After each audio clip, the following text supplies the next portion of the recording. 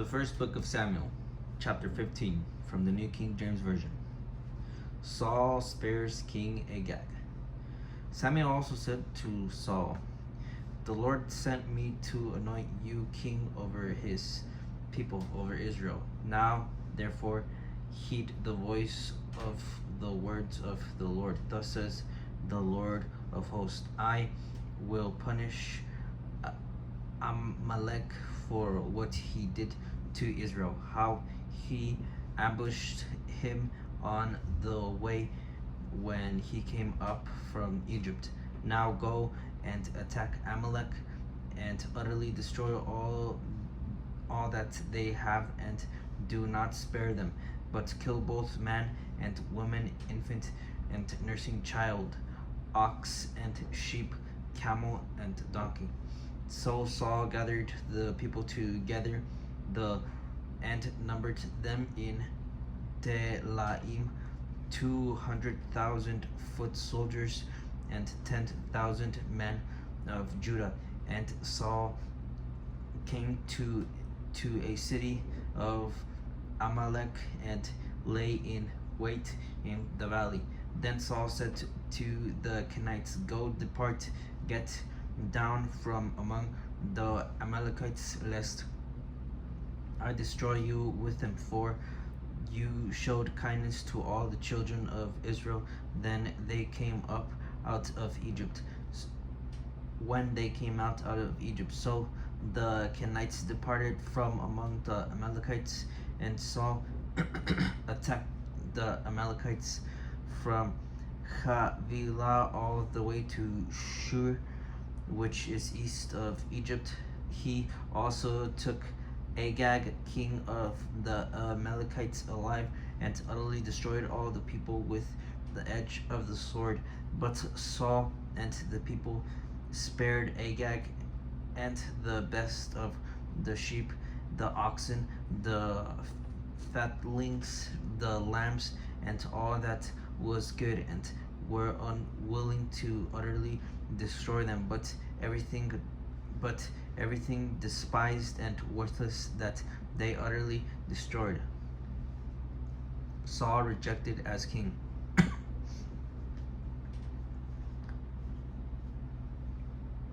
Now the word of the Lord came to Samuel, saying, "I greatly regret that I have set up Saul as king, for he has turned back from following me and has not performed my commandments." And it grieved Samuel, and he cried out to the Lord all night. So when Samuel rose early in the morning to meet Saul, it was told Saul, saying, "Saul went to Carmel, and indeed he set up a monument for himself, and he has gone on around, passed by, and gone down to Gilgal." Then Samuel went to Saul, and Saul said to him, "Blessed are you of the Lord. I have performed the commandment of the Lord." But Samuel said, "What then is this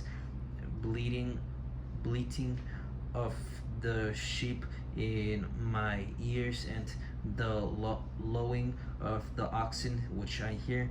And Saul said, "They have brought them from the Amalekites, for the people spared the best of the sheep and the oxen to sacrifice to the Lord your God, and the rest we have utterly destroyed." Then Samuel said to Saul, "Be quiet, and I will tell you what the Lord said to me last night."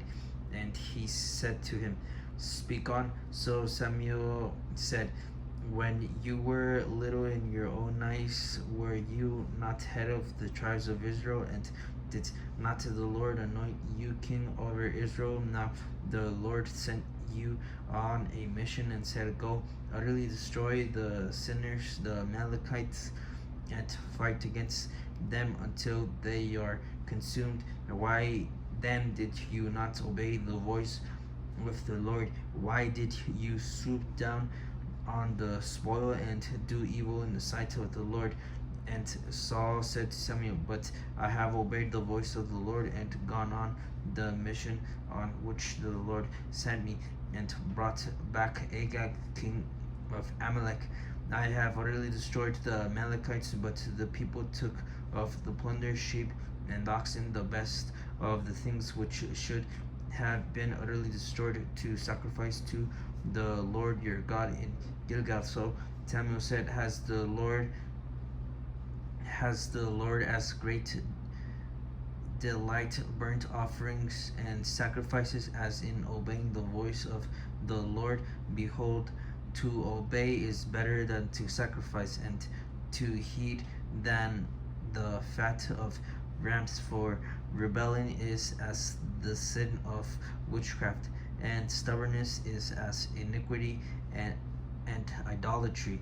Because you have rejected the word of the Lord, he also has rejected you from being king.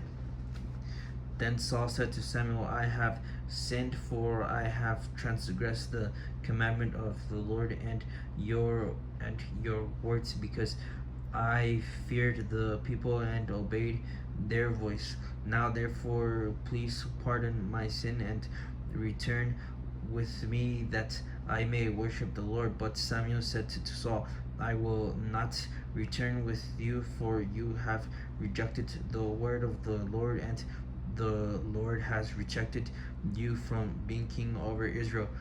And as Samuel turned around to go away, Saul seized the edge of his robe, and it tore. So Samuel said to him, The Lord has torn the kingdom of Israel from you today, and has given it to a neighbor of yours who is better than you, and also the strength of Israel will not lie nor relent, for he is not a man that he should relent. Then he said, I have sinned, yet honor me now, please, before the elders of my people and before Israel, and return with me, that I may worship the Lord your God. So Samuel turned back after Saul, and Saul worshipped the Lord. Then Samuel said, Bring Agag, king of the Amalekites, here to me. So Agag came to him cautiously, and Agag said, Surely the bitterness of death is past. But Samuel said, As your sword has made women and children, has made women childless, so shall your mother be childless among women. And Samuel hacked Agag in pieces before the Lord in Gilgal. Then Samuel went to Ramah, and Saul went up to his house at Gilgal of Saul, and Samuel went no more to see Saul until the day of his death. Nevertheless, Samuel mourned for Saul, and the Lord regretted that he had made Saul king over Israel.